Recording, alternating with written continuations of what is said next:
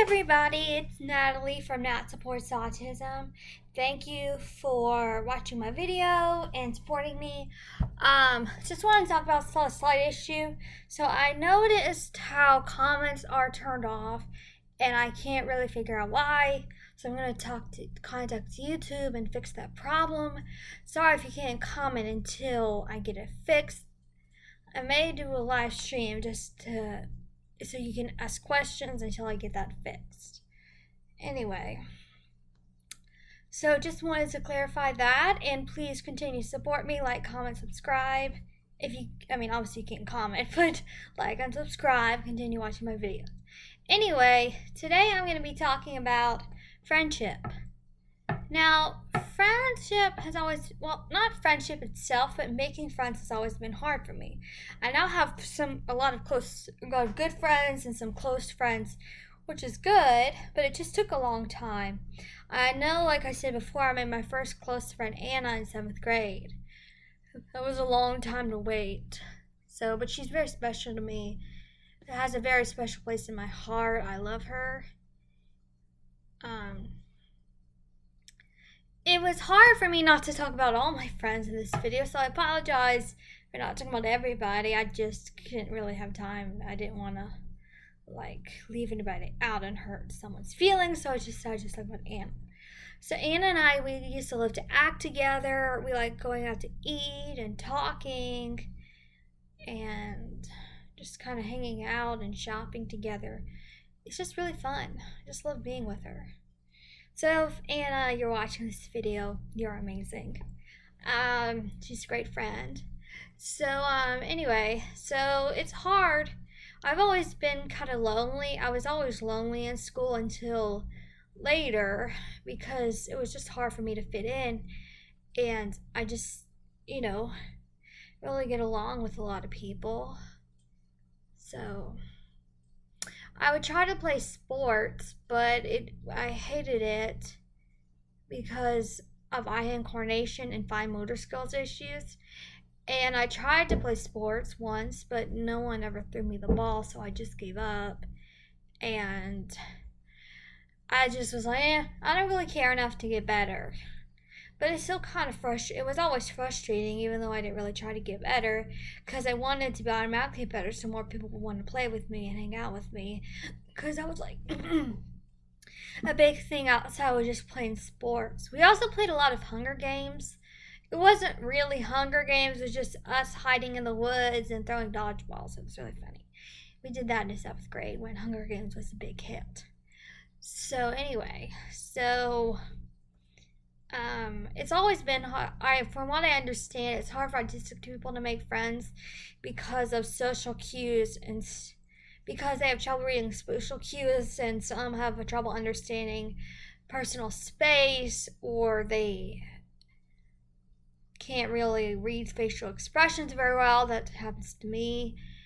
And also special interests. Usually an autistic person can't have a conversation without talking about their special interests a lot.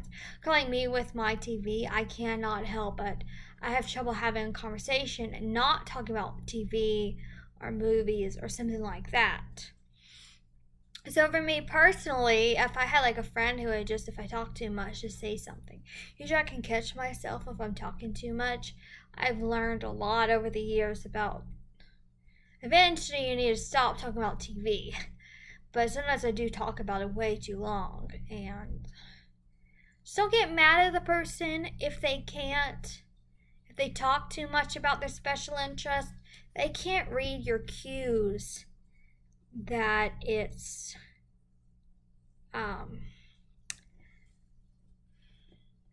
you're bored or you're not interested in what they're talking about. Don't get mad at them if they can't read your face.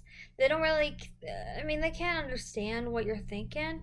They don't have telepathy, and they have trouble reading faces. So please just be understanding, and if you are bored, just say something. Go hey, can we talk about something else? If you told me that, I would understand. I'm sure most autistic people would understand. They just can't read it. So if you're willing to just say, hey, I'd like to talk about something else for a minute, is that okay? That'd be a great way to put it. It's not insulting or demeaning. It's just kind of matter of fact. Like, just say what you mean gently, and that would help. Because for me, irony is something that's very hard for me to read. So someone's like I have trouble with conceptual stuff too in school. But anyway, if someone's just saying something and I'm like, I don't know what you're talking about if they're not saying what they mean, it's just very confusing. Sometimes I have trouble reading sarcasm. Although I myself am kind of sarcastic, so it's really weird to have trouble reading sarcasm. Anyway, so I really thought this is an important video because of friendship. Like, I know making friends who are exactly like autistic friends are really cool because you relate to each other, but also non-autistic friends who understand autism are really cool too because they understand you. But if you have an autism or just a basic friend who understands you pretty well, that's good. You don't want to be friends with people who are judgmental and don't really understand autism, because it's kind of hard hiding autism kind of thing. Like, I used to try to hide it and now I don't even care, and now then I stopped caring about what people thought about me, because at first I was just mad, then I was embarrassed, then I just hid it, and then I just didn't care anymore. And now I'm like wanting to help people, so I'm open with it now. I have a friend who's a girl who has Asperger's / high functioning autism like I do, and it's really cool knowing her because I don't really know any other girls that have Asperger's too. So that's really cool for me. And I also really like friends who understand me and don't judge me because of my disability, and friends who know how to who relate to me. Like, it's always nice to have a friend who's into TV too, so you can so I can nerd out with them. I love doing that. But geeking out or nerding out, I'm not really sure what the right word is. That's not grammatically correct, but I don't care.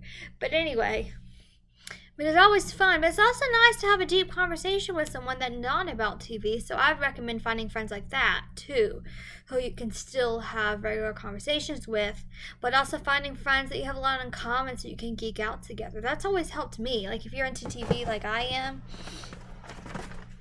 having someone to geek out with is very wonderful. So, that's what I would recommend. Or if it's not about TV, like if you love science or something, find a fellow science nerd. Get all your feelings, all your science. And if people tell you to stop talking about one thing, just stop. Don't get offended. As long as they say it gently and straight to the point, that's what I would think is the best idea. But then just like try to find a way to stop yourself from talking about the same thing for like 15 minutes, because I find myself doing that sometimes. So yeah, well, that about wraps it up for this video. I know it's a little shorter today, so I just thought this was very important. Talk about friends and people with autism.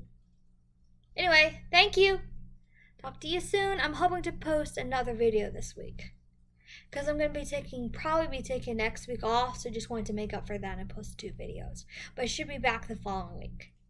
Especially since school's starting, I might be posting a little differently. I'm going to try to keep a schedule, but not be able to post the same. I'll be able to, we'll just see what happens with school. I'm hoping to still post once a week, though. See you later. Bye.